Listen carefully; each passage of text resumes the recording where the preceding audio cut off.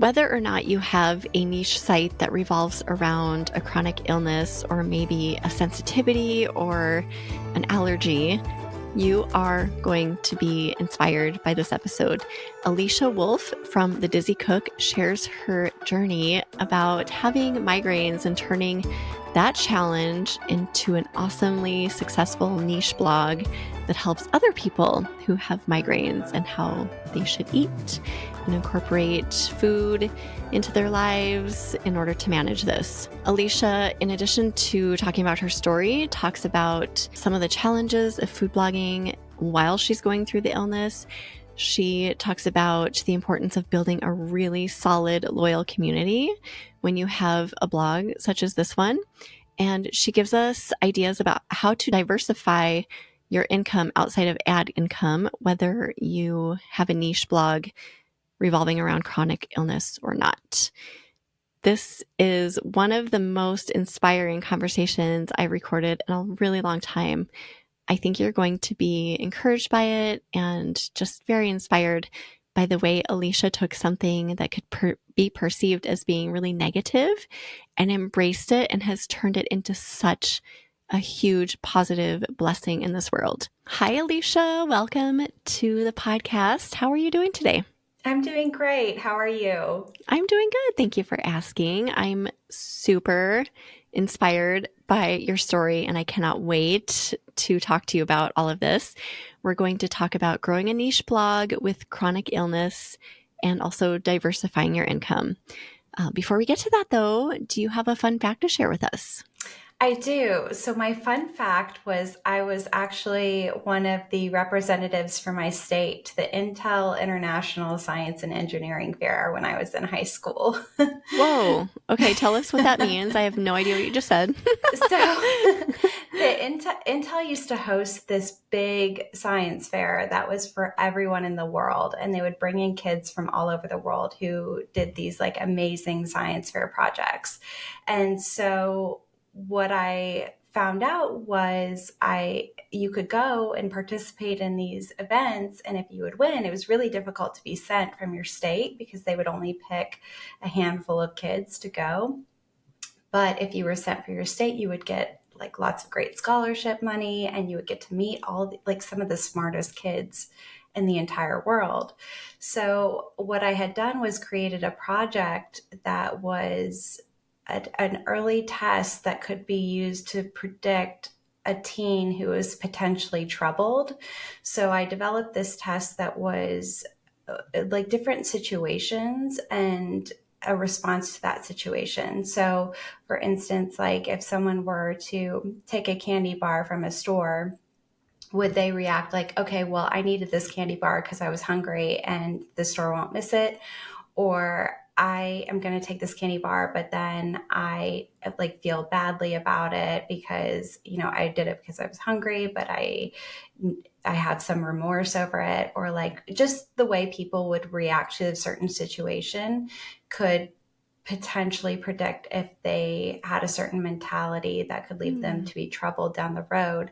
And I gave it to high school kids and kids in a juvenile delinquent center. And I think this was only possible back then and would not be allowed now, but It was a really fascinating test. And you could definitely see some correlation between the way that, people thought when they were in a juvenile center and the reaction to certain situations from like your average high school teenager. So this was kind of right around the time that like Columbine had happened, and we were just starting to have these types of situations. And I feel like it's super relevant today, but it's, it was an interesting science fair project that is a part of my history. Absolutely. It's baked into your history. Yes. So just out of curiosity, people who had remorse, were they on the safer end of the spectrum? So the answers were categorized by like a self-centered point of view, a judgmental point of view, and a caring point of view. So generally, like the people who had a very caring point of view were always concerned about others in their reaction to the story, like how their actions would affect others. The people who were judgmental were like, well, I would never do that because, I'm better than that, or this is just how it's meant to be done.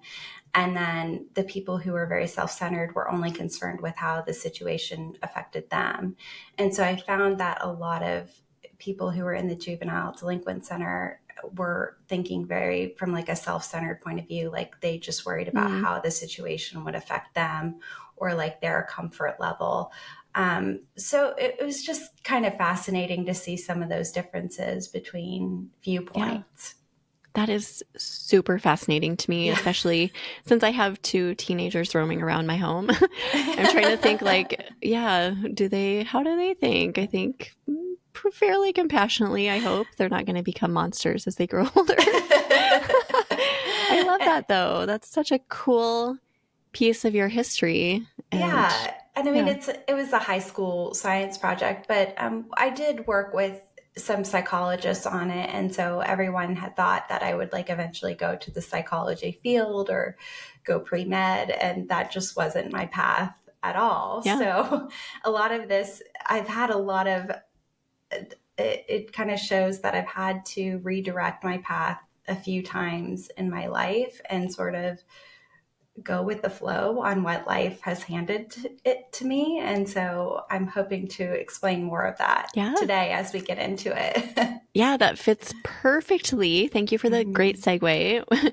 It fits perfectly with what we're talking about because you have had to adapt hugely. I was just telling you that I was reading your about page on your blog and I was so inspired because you have taken this thing that happened to you that was out of your control and you've Mhm. turned it into such a positive thing and a blessing for so many other people, and that's kind of what we're going to dig into today. So to frame that, would you mind, Alicia, just telling us your story with your migraines, your chronic illness, and then how that Mhm. evolved into your business? Yeah, so I was actually not someone who grew up having migraine attacks in my history. I do have a history of motion sickness, so car sickness, which now we know car sickness and motion sickness as children can often be an Oh, indication for migraine in the future. So that's kind of like an interesting point that I feel like a lot of people overlook, especially the type of migraine that I have, which is called vestibular migraine. So it's a type of migraine that doesn't always come with head pain. It can come with dizziness, vertigo, lightheadedness. Sometimes people will feel like they're moving when they're not. One of the scariest situations that was like the first indication that I had this was I was sitting in my car preparing to drive coworkers to lunch, and I had parked my car, and then all of a sudden I felt like we were moving forward and I slammed on my brakes. And this can be a natural, I think that happens to people sometimes where you're parked next to a car and they start right. backing out and you have sort of that like odd sense of movement, but this was happening without anyone moving around me. And so I realized, okay, there's something off with my brain here where I feel like I'm moving forward or rolling forward and there's no movement at all. And at the time, I was working in watch design for a brand called Michelle, which was under the Fossil brand corporate watch company. And they, hire out lots of design for different brands of watches. And so I was working on one of their brands at the time, and I had been there probably like 8 or 9 years. And they, it was really difficult because all of a sudden I had trouble looking at a computer, which was a lot of my job was to like, pick apart these designs and really be honed in on computers and do a lot of computer work and meetings with people online and overseas in Hong Kong. And I just could no longer look at the computer without feeling sick. I started to have like severe nausea. I started to, again, feel the movement that wasn't there. And I just started feeling like this dizziness that would kind of come and go. And so I went to all my different doctors and they thought, oh, maybe you have like a head cold or you're getting over something. I had some doctors tell me that I was just stressed, that I was anxious, because I was, my job was pretty stressful at the time. And I had been covering, a lot of people who had been out on maternity leave and things like that. So they were like, oh, you're just overly stressed. You need to calm down, get more sleep. And it just got to the point where my symptoms kept getting worse and worse until they were happening every single day. And at that point, I felt like I was no longer safe to drive. So I went to an ENT and they did this whole workup on me. And they said that I probably had like vestibular neuritis at some time, which it is basically a virus that can affect your inner ear and cause some of this dizziness. So they wanted me to go to a vestibular therapist to get checked out. So I went to a vestibular therapist and they had me in vestibular therapy doing all these exercises. And my husband was having to drive me every day. And my workplace was like, what is going on? Where are you? Like, why can't you come to work? And no one was really giving me a diagnosis. And so I couldn't go back to my workplace and just say, well, I just feel dizzy, or like people are just telling me I'm just stressed. Like your workplace won't give you FMLA for that. And so it was getting to the point like where I really needed a doctor to step in and kind of back me up. And none of them were sure about my diagnosis. So I went through probably like 4 to 6 weeks of this vestibular therapy. And I just kept continuing to get worse. And things were getting more severe for me. And one night, my husband had to drive me to the ER because I had this vertigo attack where I was just spinning and vomiting, and I just couldn't. Oh, you poor thing. Yeah, it was horrible. And I left the ER with the diagnosis of vertigo, which now I know is not a diagnosis. Vertigo is always a symptom of something deeper that's going on. But a lot of doctors just don't understand vestibular disorders. So there was a doctor here in Dallas who was self-proclaimed, everyone proclaimed him as the dizzy doctor. And he had this very long wait list. So I got on his wait list. And in the meantime, I just made this desperate plea on Facebook. And now I see the post years later and can like see how far that I've come. But I was just basically like, look, my job's about to fire me. I can't drive. I can't work. Like I'm newly married. I used to love to travel and this can't be my life anymore. And so I had a friend who knew a doctor at the Mayo Clinic in Arizona. And so these vestibular therapists, they didn't want me to fly because they were like, it could potentially be like a perilimb fistula or something where flying could be an issue. So instead, we drove 16 hours out to the Mayo. Whoa. And I went through 2 days of testing where they do hearing tests and vestibular testing and everything. And they said, like, look, you don't have any vestibular weakness. We think you have migraine. And I remember laughing at the doctor. I was like, what? Like, I don't get headaches. And he was like, no, there's different types of migraine. And it's like so much more than a headache. And you can have migraine attacks without any head pain at all. And that just like blew my mind. Yeah. I think a lot of people don't realize that. And so he said, look, like I'm an ENT, like this is not my specialty. You need to see a neurologist. Well, that doctor who I'd gotten on his wait list ended up being friends with one of my coworkers' moms. And so she made a call whenever we figured this all out. She made a call to him and he saw me over his lunch break. And he's now my current neurologist. His name is Dr. Shinbei.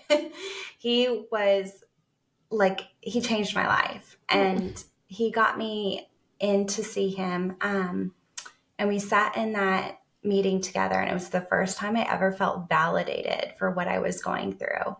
And he was like, everything you're feeling is normal. Like we can get this under control. Because I had not been treated for migraine, I went from like an episodic attack that was happening occasionally to chronic migraine, which is a lot harder to break those attacks once you get into a chronic state.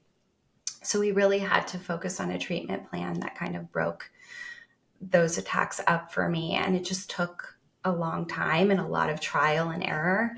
But together, I mean, I was so lucky that I found him, and just this doctor. He's like one of, a few that really focus on vestibular migraine in this country.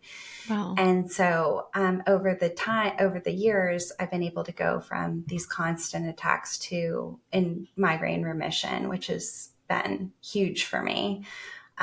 Currently, after having 2 kids, I'm slightly episodic, but usually I can treat with medications or like natural treatments, like some of my recipes that I do, and it'll break up the attack for me. So it's a much better place More for me. manageable.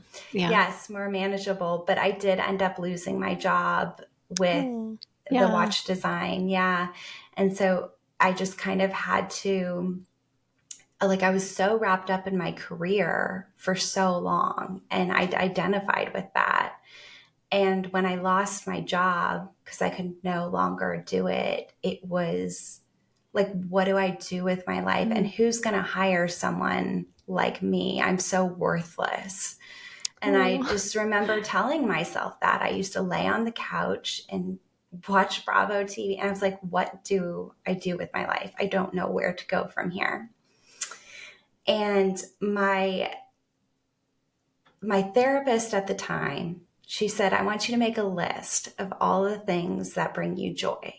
And we're going to focus on that list, and we're going to come up with something where you can spend your time and really find what your next passion is. And so I made a list. I love dogs, and I loved cooking. And that was always a big thing in my life. Was I just loved being at home. I loved making meals for people. I loved putting on music and sitting down at the dinner table and serving other people and making people happy through food. And, when my husband and I would travel, like anytime we travel, we try to find a cooking school in another country and take a few classes while we were Oh. there. And so I have a little bit of a culinary background through just doing it through my own fun. And I really leaned into that whenever I was sick. And eventually I asked my doctor, like, if there was anything I can do diet wise to try to treat this, because I didn't want to keep adding on medications, which can kind of Mm. happen when you're in a chronic state. They want to put you on multiple medications. And I was hoping to have a family soon. And so he was like, these are some of the lifestyle changes you can make. And there was one particular diet out of Johns Hopkins that a lot of people had recommended as, potentially being very helpful for some people. And I remember seeing the list out there and like looking through the book. One of the books was called Heal Your Headache, and which is ironic because I don't have headaches with my Right. attacks. Yeah. But I started reading through that book, and he had some recipes in there, and they were terrible. They were like, You're like, what? I was like, I cannot eat like that. Who made your recipes? These are awful. And so I remember going on, like, my favorite food blogs at the time were like things like Smitten Kitchen and Dinner a Love Story, and like these really like original food bloggers, And I said, I really want a place where I can go and not have to worry. Like, someone tells me what ingredients to buy. I don't have to spend that extra brain power that I need for healing on what to buy.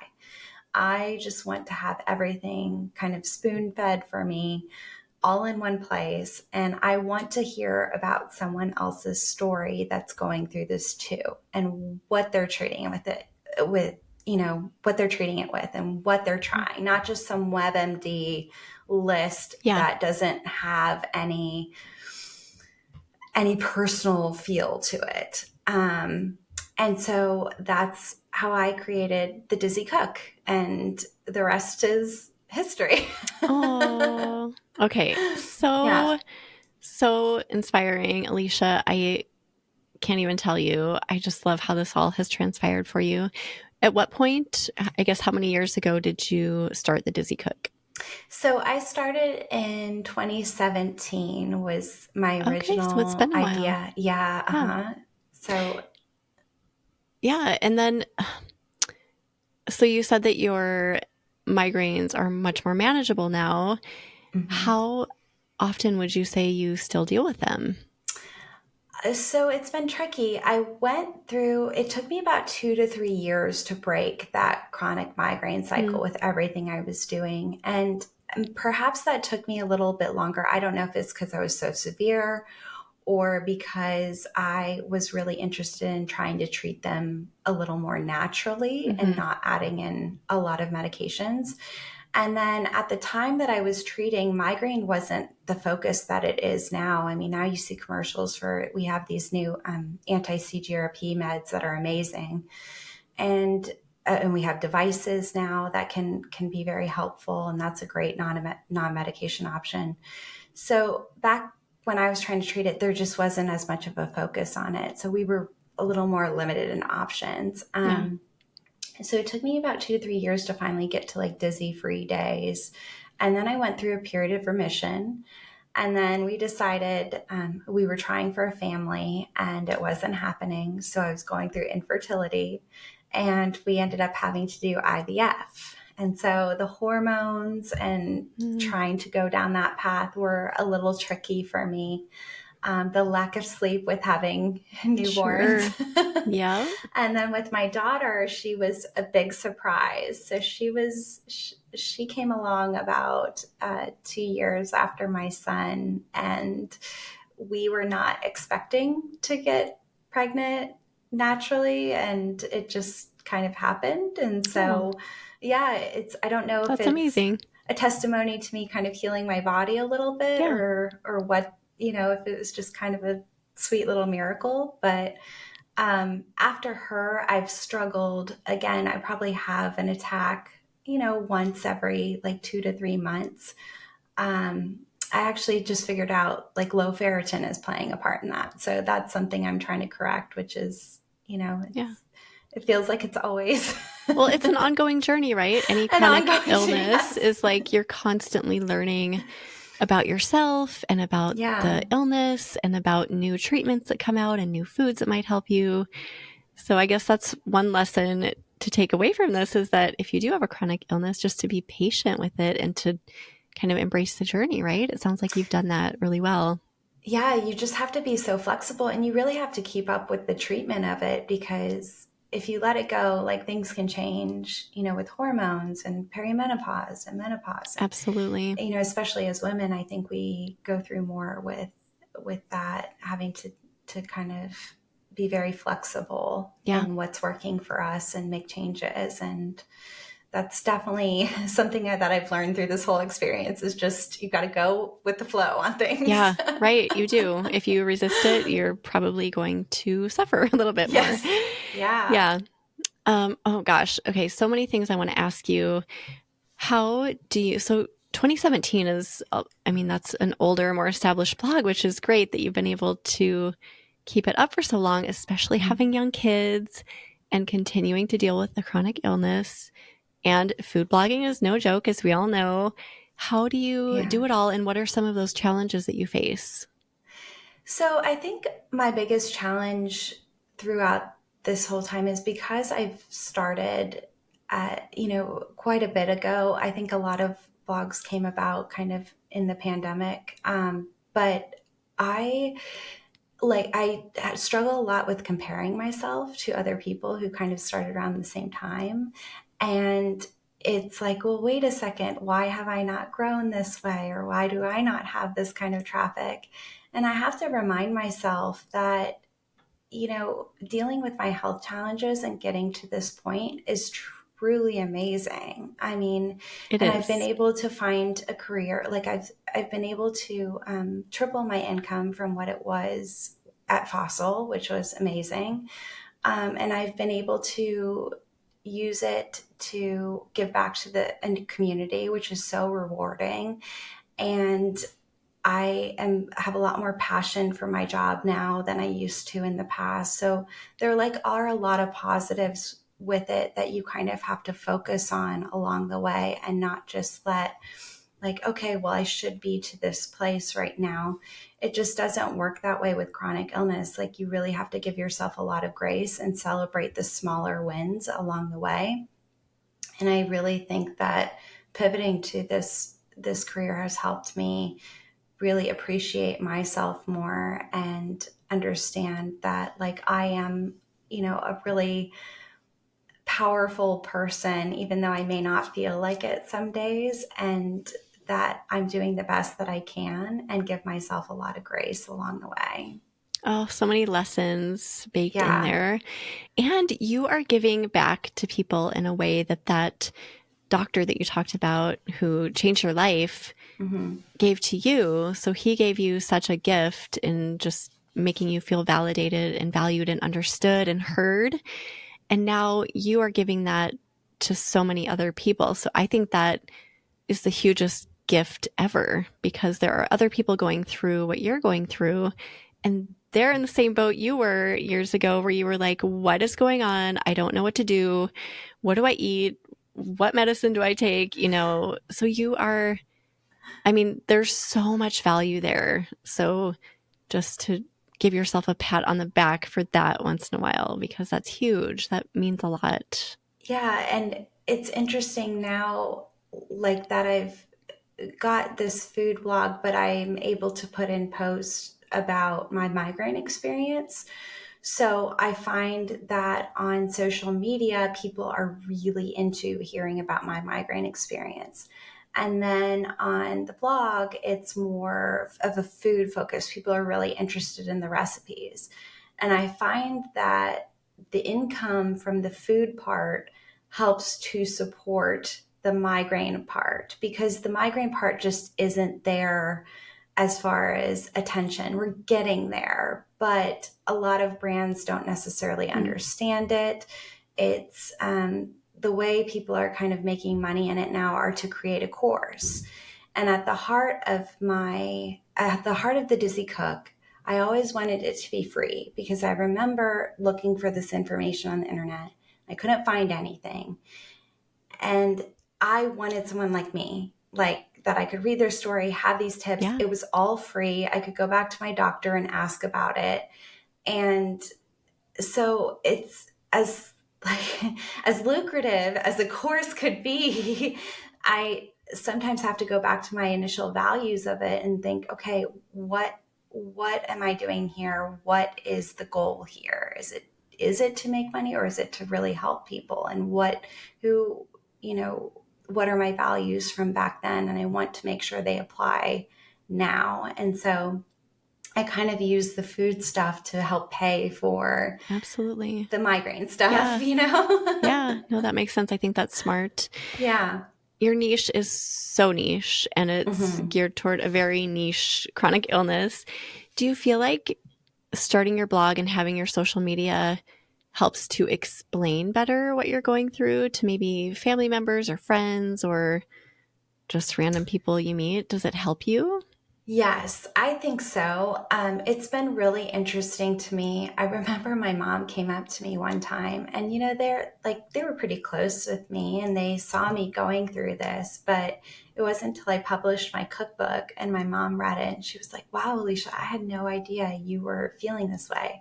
Or, like, sometimes she'll watch my stories, and she's like, "Wow, Alicia, like, I didn't know it was like this severe. I didn't know." Yeah. Like, it just helps them understand, like, the daily life and, like, everything that I'm doing a little bit better. And I think sometimes that's so hard to convey to people who haven't gone through it themselves. They Mm-hmm. just don't understand the amount of work or effort that it takes to live life like a normal person.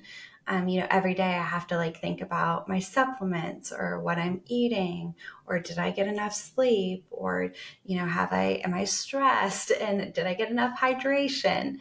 And I think other people can probably get away with it more easily if they miss one of those parts, or they have too many drinks at dinner, or, they go and eat, like, Chick-fil-A and don't have to think about it twice. Right.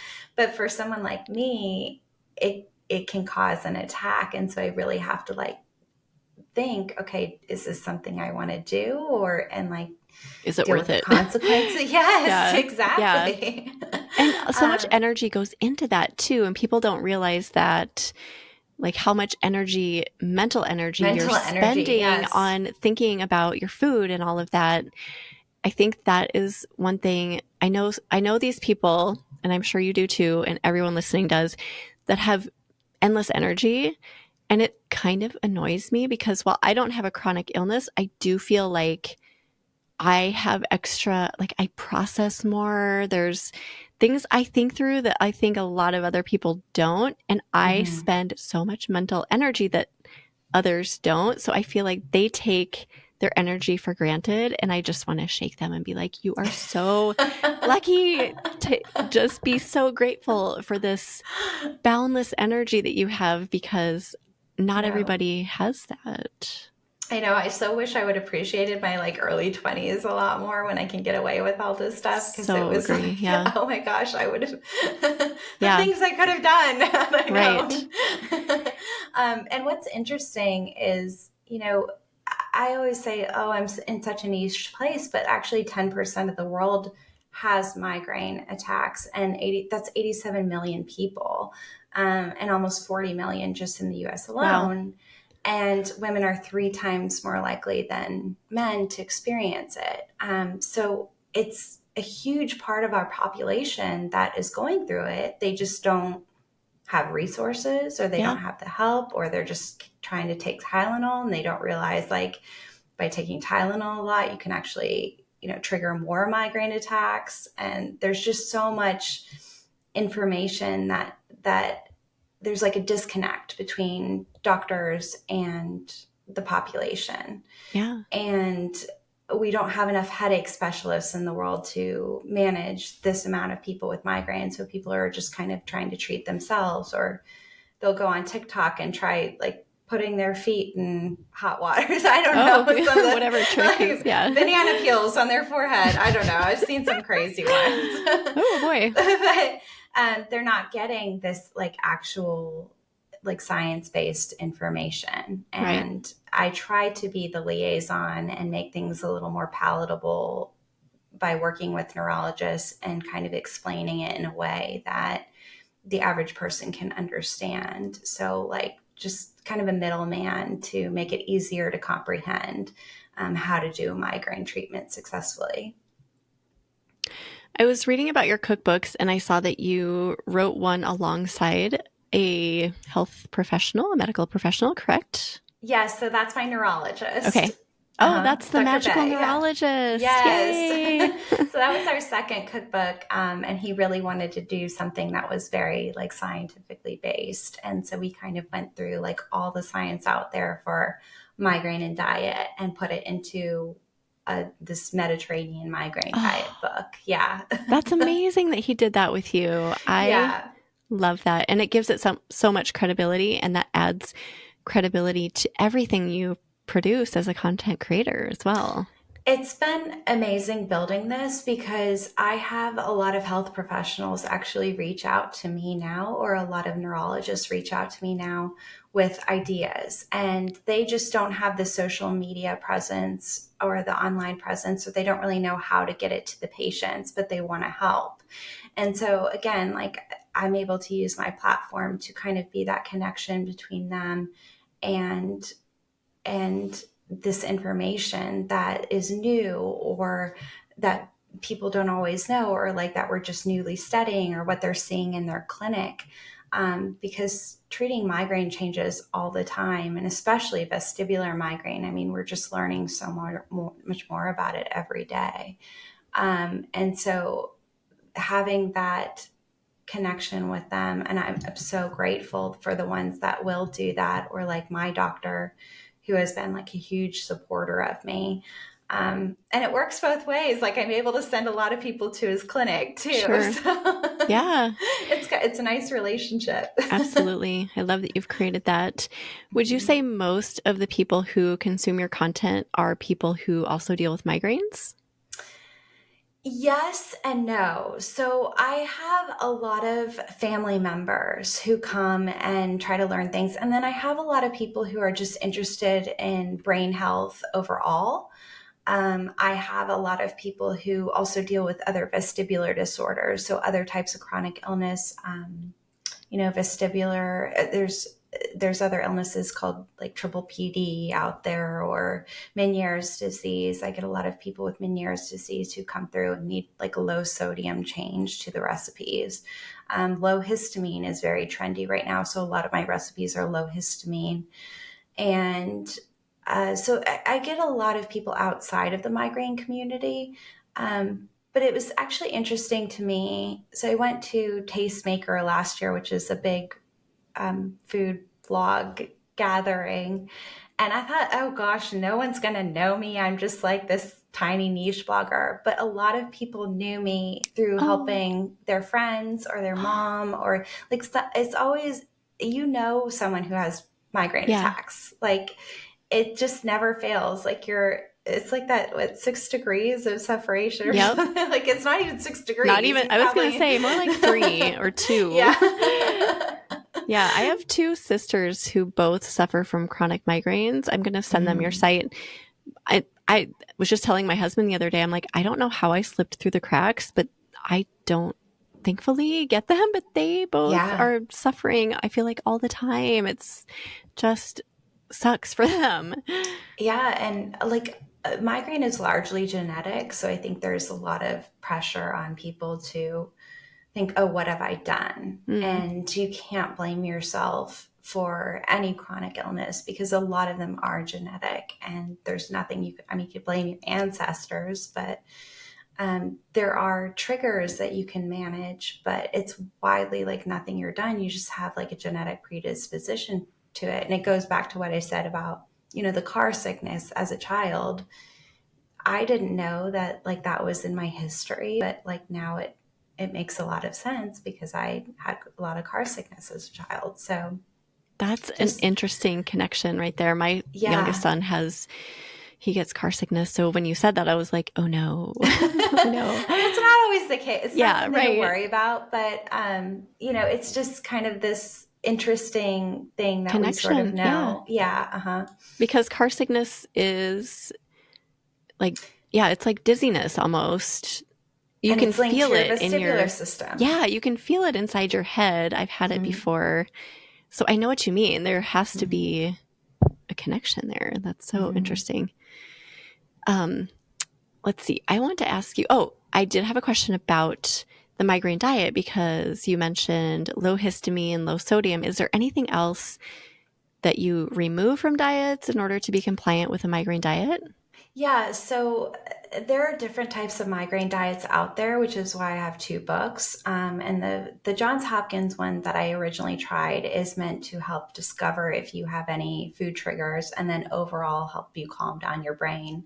So what you do is you eliminate the most common food triggers for a while and then reintroduce them and see if you have any issues with them. And largely that's high tyramine foods. So um, tyramine, histamine, they're kind of in the similar range where they're in a lot of aged meats, aged cheeses, a lot of like deli meats, old meat, um, things like avocado as they Hmm. ripen, bananas as they ripen, just things that are like on their way to ripening, spoiling, that sort of thing. Leftovers after like 3 or 4 days, you have to be cautious of. And then overall, just looking at ingredients and going with very minimal ingredients, which is why it works beyond just people with migraine, but it's like people who are looking for more wholesome foods, like additive free, not using as many like packaged ingredients or reading those labels and like understanding what's in foods. Some of the more surprising things like glutamate is something that can be a trigger for migraine. And I know like MSG is very controversial, but we do see a lot of connections with it with people with these neurological disorders. And what's interesting about that is a lot of people will say, well, if you're sensitive to MSG, then you would be sensitive to mushrooms or Parmesan cheese or anything. But that's actually true, because I find that people have varying levels of sensitivity. So like, for instance, if you go to Chick-fil-A, that they have MSG in their chicken, sometimes people can't tolerate the concentrated amount, but maybe they could tolerate something with a little more natural glutamate, like mushrooms. I have some people who are so sensitive they can't tolerate glutamate in like protein powders, and that's incredibly sensitive to them, like whey protein, pea protein, that sort of thing. Collagen protein is a big one. So I have people like tell me, well, I get dizzy after drinking my protein powder. And I'm like, well, this could be like a reason is you have a varying sensitivity to it. So there are people who, like for Mediterranean migraine diet, we looked through studies on tomatoes and how certain tomatoes are lower in glutamate than others, and how even like removing some of the seeds and that pulpy like membrane from it can lower the glutamate content in tomatoes and make that easier for people who are sensitive to consume. So it's kind of it's like about helping people understand their bodies and what they might be sensitive to.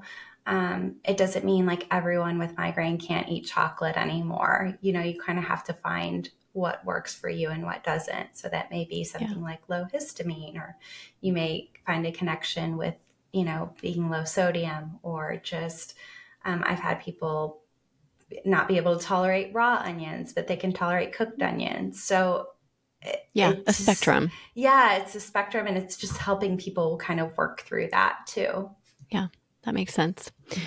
I can imagine that community is more important in your niche, or in any niche that does focus on chronic illness, more than any other situation. Just like for my food blog, I don't have anything that's really compelling, like, let's do this together. Mine is more like, here, let's eat pasta and cheese and delicious food. But you have something that really brings people together, where you guys can heal together and just bond on a different level. Is your community super tight-knit? Yes, and I would give that recommendation to anyone who's blogging with a chronic illness, is to really focus on your community and make them number one, and answer the DMs and help people, check in on people, really be invested in other people's journey and helping them out. Because the more you do that, like I have people who don't even follow a migraine diet anymore, but we're like super close friends. And I know their families, some of them I've met while I've traveled out, and you just form these friendships, and like you get invested in their health journey too. And I've just been a part of so many people's healing that, I mean, it just blows my mind that I get to do this. And it's so rewarding for me to be able to share this and help other people through my own journey. And I love, like, for example, someone just popped to my mind. Her name is Liz, and she emailed me desperate a few years ago because she was going to one of her kids' weddings, and she was like, I feel miserable. I don't know how I'm going to make it through the day. And so we just kind of worked together on like, okay, here are some things that you can change, and like doctors to see, and like a kind of a path to move forward to at least get you like hopefully feeling a little bit better by the wedding.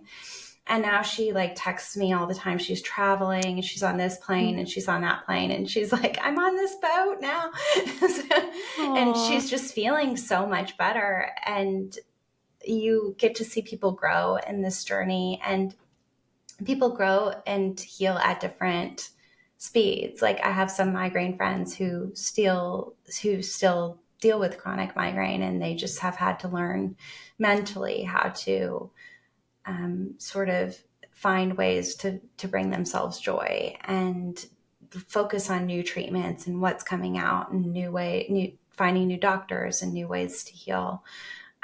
So it's such a spectrum illness, and everyone just heals at a different rate. It's sort of like blogging. Like you just can't compare yourself to other people. You kind of have to stay in your lane and really focus on what's working for you. Yeah. Yeah. It's so cool that you have that opportunity to build those really strong connections, especially with people like Liz that you mentioned. Uh-huh. I think you are doing such important work in this world, and I think you see that, but I just want you to know from my perspective, it's really cool what you're doing. And I think anyone with a niche that focuses on anything like this has that opportunity to really give back to the community and to the world, to make the world a better place, and to just, I don't know, serve your purpose in a high, really important way. I think there's so much opportunity instead of looking at it as like, oh my gosh, this illness is causing me to write a Mhm. blog about this niche. You Mhm. can embrace it and just do so much good. And like mindset plays a huge part in that. I don't know. I think I remember like telling you that, there was a time that I felt worthless. And then all of a sudden I feel like, wow, I'm worth something. Like people care about me. And Yeah. a lot of that shift was just in my mindset and finding something that I was passionate about and then just taking that and continuing to pursue that passion. And I think that's such a huge part of building a community is if you can like really connect with the people you're working with and who love your content, they will keep you motivated in those times that you have burnout and you don't feel as excited about it. And they Yeah. remind you why you're doing what you do. Yeah. It's really, Mm-hmm. really important work. So thank you, Alicia, for showing up that way in this world. We need more people like you. I want to ask you about income. So you do have ads on your site. Yes. Do you make revenue? Do you earn revenue in any other way? So I really doing something like this, as tricky as it can be in a niche, it does lend itself more to diversifying your income, which I think is really helpful because the differences that I see in between my food blog and some of my friends' food blogs who just do like general cooking is they really struggle with being at the mercy of Pinterest and Google. And so we've been working together to like try to think of new ways to diversify that income and not be so dependent on ad revenue as a resource. So what a lot of what I do is I'm able to link out supplements and other other things that have helped me heal. I was able to get, and this is kind of a struggle for me too, because like not a lot of brands kind of take the importance of migraine seriously or like really understand what I do. So I've been shut down before by a lot of brands who just like don't get it or how like this community needs help or like needs their product. And so it's been really trying to pitch brands that I feel like are a good fit that I love. Usually the things that I love have been a good fit for my audience too. So I have an ongoing contract with the migraine glasses that I use and love for working online and working on all my recipes. I'm able to do cooking classes online for people with migraines. So, Nice. like teaching them how to cut and ways to cut down on the effort in the kitchen, or like how to make yourself a little less dizzy when you're cooking. Um, and sometimes I'm able to do that through the nonprofits as well. So we'll offer those classes a lot for free through like programs like Miles for Migraine or American Migraine Foundation. I've been able to do consults, so just sort of helping people, guide people to like the right doctors, helping them with their journey, helping them with like any questions they might have on like what to expect with getting diagnosed, that sort of thing. And then I've also written for other websites. So I've done articles for brands like Healthline and Greatest, and some of those places where you can get a little bit of income writing for someone else too. So it's not, and books, cookbooks, Right. so I have 2 published cookbooks, which are a little bit of a source of income, but they're not as much as I think I expected Mm, it to be. And I don't know if that's common with like other people who come on here. I feel like unless you're a huge name or have like a huge following, you're really not getting, especially for your first book, you're really not getting that advance that like some of us, some of the smaller blogs do. And so it's a nice extra income to add, but it's like definitely not livable even with 2 different books. So that's just something for people to keep in mind as like they publish a cookbook. I think for me, publishing a cookbook was less about the income and more about getting taken seriously mm, in my niche. yeah. I mean, cookbooks can be very credible. They can add to your Mm-hmm. credibility through Google and for your user as well. So I think that alone, especially since you're talking about such a serious thing, you're talking about chronic illness and how to help people. Mm-hmm. I think that's huge. Like, I've written this cookbook alongside a doctor. Yes. So that, I think that in itself is reason to write it and to continue on with the project. Yeah, because like as patients, our stories are valid, but when you start to share online, everyone's like, well, you're not a doctor. And I'm like, well, every doctor I saw up until now got it wrong with me. So, Mm, like, how yeah. much like, there's a little bit, you do have to take something seriously. And it is good to have scientific information and studies to back up what you're saying. But at the same time, a lot of the stuff that worked for me were very small studies or like things that people put down in my comments all the time.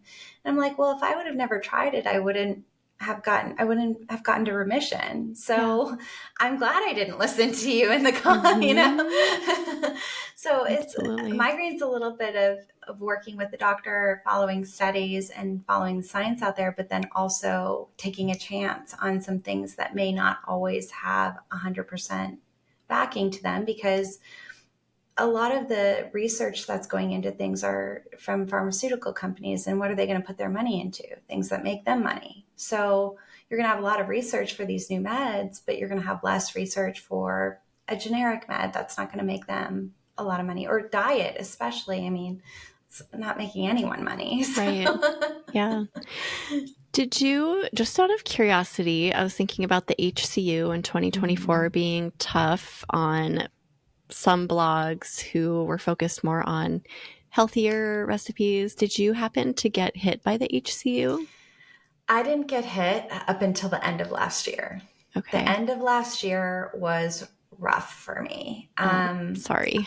I probably, and it's been rough for my migraine posts, 1000%. Oh, What's been interesting is I see Google put to the top posts that are not helpful at all, like the WebMD posts that just mm-hmm. have no information about, they're not even like really applying to the topic that I'm writing about or Yeah. the topic that's being searched for. But because they have that, WebMD background, they're being promoted to the Yeah. top. Someone like my journey that's very detailed is being pushed aside for like, I think I have, there's a first article that got pushed way up that's about a woman who just took cold showers to cure her migraines. And I'm Oh, just wow. like, oh, like Oh my what? gosh. It just Oh, drives that's me nuts. frustrating. But like, Yeah. there's nothing that you can really, I've done everything that I can do about it. I've published my cookbooks. I know that I'm very qualified to talk about this. And I just really have to focus on getting that out more through social media where it's amplified versus Google. And so Yeah. this is just part of pivoting where you just, if it's not working on Google anymore, try social media, because that sharing the stuff on Instagram has been like huge for me lately. That's great. Whereas like I've focused more on the recipe portion for Google, which seems to, be a better place to focus. And it's just outside of your control. So you just have to put your focus into things that are like actually working and try different avenues. Pinterest is a great place for chronic illness growth. And again, like the social media part of things, being in different groups and then doing a lot of volunteer work for nonprofits can help you get your name out there too and help build some traffic where you might lose it from Google. So it's frustrating, but going with the flow. You've said that a few times just about your journey, which I think is so important. Resisting is never going to get you ahead in this world of blogging. So just, okay, this is what's happening. And I still have hope that Google will see sites like yours eventually as like, okay, this is actually the thing that people are searching for and that is actually helpful. I'm not giving up. I know a lot of people are like, I'm done. I'm so done with Google, but I just feel like they're learning too what's working and what they don't even know like what's going on. Sometimes I feel like I don't think that, because like I am one of the only site that like really focuses on migraine diet and migraine diet recipes. And if you were to Google migraine diet, like you'd have to search on like page 8 for me, but I'm the most helpful resource for it. Yeah. So it's like, how do you reach people? Well, you just got to depend on like social media and other avenues to do it. And to me, honestly, that brings a decent amount of traffic just from doing that. And then if you're able to build that through social media, I feel like it feeds back into Google somehow. But it's so frustrating. Like if I were me, like trying to look for resources on Google back in the day, I mean, I would probably keep scrolling to page 8. I was that desperate. Right. So I just hope people just keep like scrolling. I hope that other people are doing that as well. Yeah. Eventually it's going to even out. I just feel that. So fingers crossed. Are you seeing that with a lot of people like too? I mean, I think that Google is on a journey too, just like we are, of figuring out. And I truly do believe that they have content creators and helpful content, best interest in mind for all of that. So I think they're just figuring it out too. And I mean, slowly things are happening that are more in our favor. So for people like you, bloggers like yourself, I think that eventually it's going to come around. It just has to. I mean, I did just see one of my posts that got pushed down pretty far, sort of bounced back yesterday. So I don't know if it's just the new year or what's going on, but it does seem like things shift all the time. So you can't quite give up. No, don't give up. Yeah. Do you have tips for other people who maybe they don't have a chronic illness, but maybe they're, they have an intolerance or sensitivity to an ingredient, or have some sort of diet niche blog that they're running and they just need a little bit of extra help or encouragement? Do you have any tips or advice for them? I would say my best advice and what worked really well for me was building the community. If you can really, and you can do that through social media. And what I did was I started in groups for that illness, and I would just drop links to my blogs everywhere. Like, hey, I wrote about this or wrote about my experience here. And then I started volunteering for a lot of different organizations. And mostly this was just to fill my time, but eventually it allowed me to just like share my website with people like, hey, you can come here and like learn about me. So I would say that to really invest in, if you are in this space, like really invest in areas that you can grow your audience, and not in your traditional ways, like maybe not just through Instagram, but think about these groups, nonprofits, who you can volunteer for, places you can write for, like Healthline. How can you get more eyes on your blog that may not be so straightforward, like just going and posting on Facebook and hoping people find you, but really trying to get involved in these groups and bringing people back to your website and letting people get to know you that way. If you have good content, people will eventually see that. So I think that something that's hard for us is we put so much time and effort into things, and it may be good content to us, but if it's not resonating with your audience, you really have to be able to shift. And that's something that I've had to do in the last year with my social media, was to really shift. Like, I used to do a lot of like comfort food recipes, and that was like the base for my blog. And it just wasn't really working with what I was sharing online. So in the past year, I've had to really shift to telling more of my story on things like Instagram, and sort of pivot in that way to incorporate recipes, but focus them more on like how they can help you, versus just like, here's a comfort food recipe that I really like that's like migraine friendly. It's more about like, how can I help people with this recipe? What does that mean? And so, well, you might have like a really good recipe that you love and that you eat all the time. You really have to think like, what makes this recipe different? How can I convey this to my audience? And like, what benefit is it going to bring them? And really focus on like how I'm helping you through this recipe. Whether it's like bringing people around the table, maybe it is to bring people a comfort meal. Is it just because it's like, you have to think beyond, okay, this is just gluten-free or soy-free, but like, why is this gluten-free recipe going to change your life? Like, why is this the best gluten-free recipe out there, you know? Absolutely. No, that's really good advice. Just thinking through that different lens and applying it to everything you do, really.